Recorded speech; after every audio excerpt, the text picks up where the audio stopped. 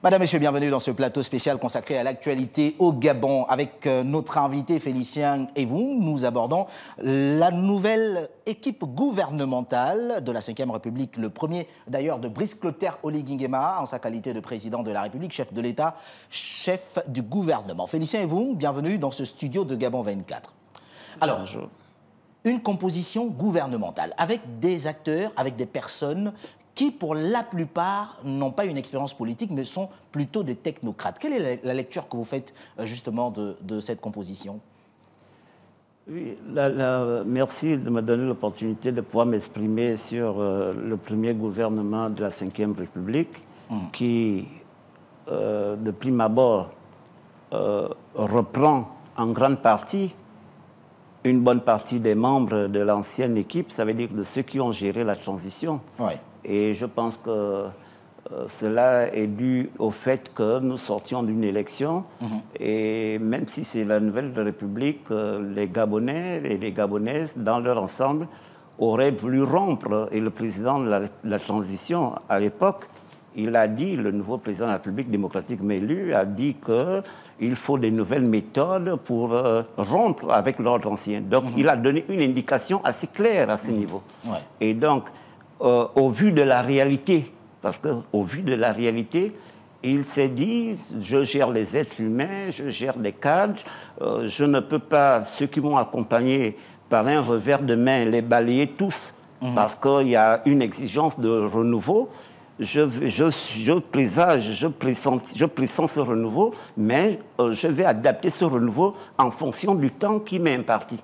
Et comme il a 7 ans, je pense qu'il va adapter ce pressentiment de l'urgence du renouveau que le peuple gabonais, dans sa grande majorité, souhaite. Il va l'adapter au fur et à mesure que nous allons avancer.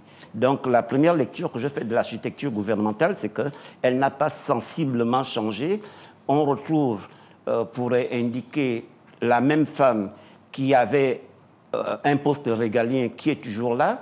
On retrouve la ministre des Affaires sociales, celle de l'Éducation nationale. Donc il y a quand même des secteurs clés, des secteurs importants qui...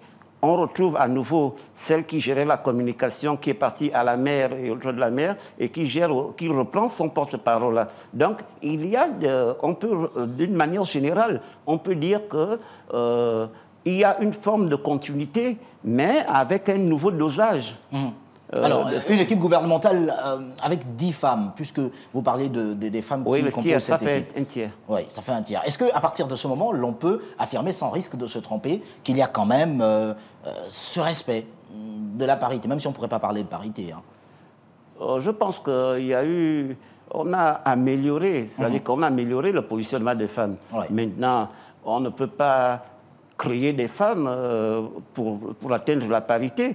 On poursuit des objectifs. Ouais. Et au fur et à mesure, je note l'entrée qui a été remarquée, puisque moi-même j'étais à l'investiture de la seule femme qui était candidate à l'élection présidentielle. Ouais. C'est une indication que on loue son courage et on essaye de voir maintenant les idées qu'elle portait pour pouvoir être candidate, si elle peut les matérialiser dans la chaîne de responsabilité qu'on l'a confiée. Et puisque vous parlez de Ninga Zenaba Channing, d'ailleurs, elle est entrepreneur, cette ancienne candidate à l'élection présidentielle du 12 avril dernier. Est-ce que finalement ce ne serait pas beaucoup plus son profil d'entrepreneur qui aurait été favorable, en plus de son courage d'être allé à cette élection? Oh oui, c'est renforcé parce que tout simplement, c'est une femme que je trouve dynamique dans la mesure où elle a osé, parce que c'est ça qui a retenu mon attention, le fait d'avoir osé pour une jeune femme qui était méconnue du grand public et qui a osé pour dire « moi aussi j'ai des idées ». Et c'est ça l'audace. Elle a deux... Vous m'apprenez qu'elle est entrepreneur. Donc, ça veut dire que si elle a eu l'audace de créer une entreprise, elle peut aussi avoir l'audace pour dire « je peux être au service de mes concitoyens pour améliorer l'offre publique au niveau de la charge que je gère ». Donc, je pense que pour moi, je pense que c'est une bonne chose d'avoir ce type de personnes qui sont des managers, parce que c'est ça le bon terme. Donc, avoir une manager qui est membre du gouvernement, parce que, essentiellement, le gouvernement, c'est l'instrument politique de la nation. Donc, je pense que elle a l'occasion de faire ses preuves et que le peuple va regarder. Et nous tous, nous allons l'observer d'ici 6 mois, 1 an, on va voir comment elle se comporte, comment elle évolue dans son ministère. Quand il est question de jeter un regard sur le sujet en lui-même, que vont pouvoir faire ces personnes qui sont nommées? Quels sont pour chacune d'entre elles le travail qui sera abattu? Oui, je vous ai dit en termes de mon propos, je vous ai dit que le président pressent l'urgence, cette urgence que vous martelez à nouveau, il pressent cette urgence, mais il se dit les uns et les autres doivent faire leurs preuves. Je vais juger sur pièce, je vais juger en fonction du rendu, et moi-même, puisque le président lui-même est maintenant le chef du gouvernement. Oui. Donc il a la latitude de pouvoir réellement évaluer un ministre en cours de route. Ça veut dire que, et je vous dis, on sort d'une élection. Je ne vois pas l'actuelle structure gouvernementale aller au-delà de 2 ans. Parce qu'ils ont des défis qui se pointent à l'horizon. Dans un avenir proche, le président vient de donner, à l'occasion de son investiture, un chronogramme. Donc il faut que l'actuel gouvernement fasse tout pour respecter ce chronogramme. Or, en respectant ce chronogramme, ils ont aussi les impératifs de la gestion, ils ont les impératifs de pouvoir trouver des solutions, ils ont des impératifs de pouvoir prendre en compte toutes les promesses que le président de la République, le candidat Oligui, a dit à travers le pays, de les transformer en textes réglementaires, en lois, et dans certains ministères, il faut lancer les chantiers. Or, si au bout d'1 an, 1 an et demi, on regarde, on va dire, non, monsieur, vous n'êtes pas capable, même si on vous donne 3 ans, 4 ans, vous ne pourrez pas faire aboutir tel chantier parce qu'on aura 1 an et demi d'apprécier l'état d'avancement des chantiers. Et on va voir les chantiers qui sont à l'arrêt, les chantiers qui piétinent et les chantiers qui tendent à être lancés. On verra. Donc c'est la course contre la montre. Dans ce contexte-là, quelles sont les urgences, finalement, pour ce gouvernement de technocrates? Les premières urgences, c'est de s'attaquer à la gestion humaine du pays. Parce que on a déjà des ressources, nous avons des professeurs, on a tout ça, mais la gestion humaine pose problème. Or, ce que l'on reproche au régime déchu des 14 ans, et même antérieurement, c'était la gestion des ressources humaines. Il faut mieux gérer les ressources humaines pour les rendre plus opérantes, de telle sorte que le rendu soit profitable au plus grand nombre. Or, si on ne gère pas les ressources et qu'on se contente chacun de vouloir juste avoir sa petite place, et à partir de ce moment, le pays va vers un danger permanent durant ces 7 ans-là. Or, il faut tout faire pour que les ingrédients que les gens ont rassemblés durant la transition n'arrivent pas à saturation pour amener une explosion. Donc, le président lui présente tout ça. Le président se dit, bon, tous ces ingrédients sont là. L'un des ingrédients, par exemple, que je peux citer sur ce plateau, c'est celui du futur découpage électoral qui va être improbable. Ouais. Ça va être improbable du fait que nous sommes en allée électorale. Et que la loi interdit. La loi interdit, et quel que soit le génie du ministre de la Réforme et des Relations, je ne vois pas comment il va modifier le découpage en termes de sièges, comment il va modifier les circonscriptions. Donc, ça ne bougera pas. Donc, je suis désolé de le dire parce qu'en réalité, parce que je sais que c'est une question qui, le peuple gabonais saura que, donc on va aller aux élections dans les mêmes conditions de l'avant 5e République.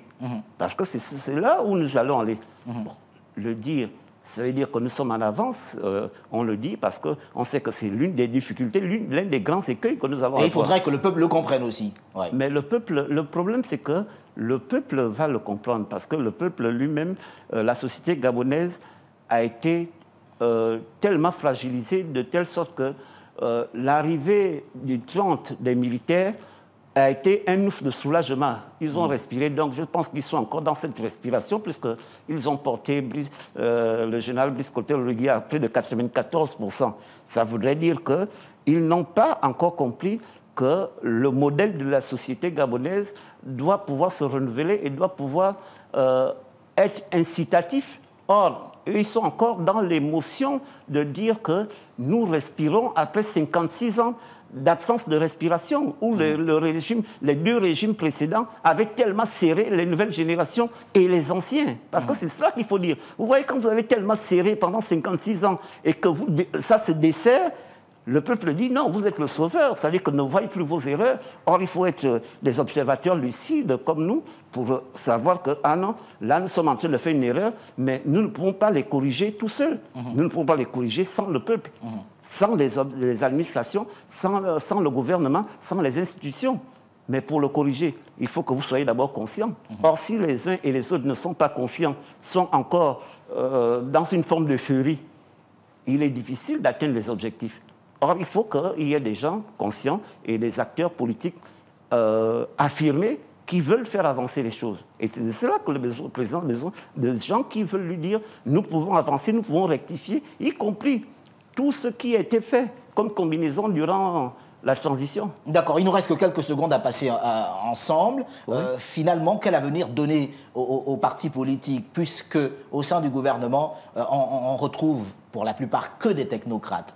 Est-ce que les partis politiques pourraient s'en sortir à l'approche des futures échéances?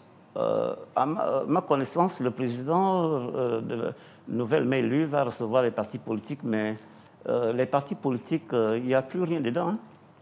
C'est l'illusion que le président démocratiquement entretient est une illusion qui fait... C'est une illusion, pourquoi? C'est une illusion parce que tout simplement, les partis politiques sont désacralisés. Les gens ont voté pour dire nous nous soutenons quelqu'un qui n'a pas de pareil, qui n'a pas de parti politique, mais qui, du fait de son